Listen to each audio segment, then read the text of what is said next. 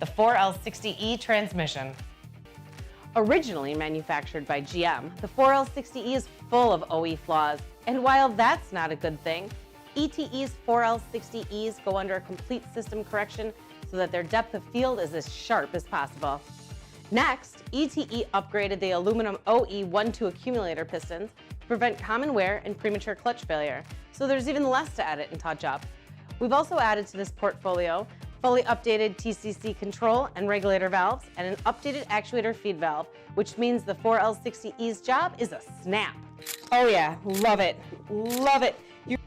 Next, a high-energy 3/4 clutch pack, which has been upgraded from 6 to 7 clutches. In a transmission family like this, the devil really is in the details. That's why ETE likes to use a true flat stator qualification and machining process so that all surfaces are sharp, in focus, and leak-free.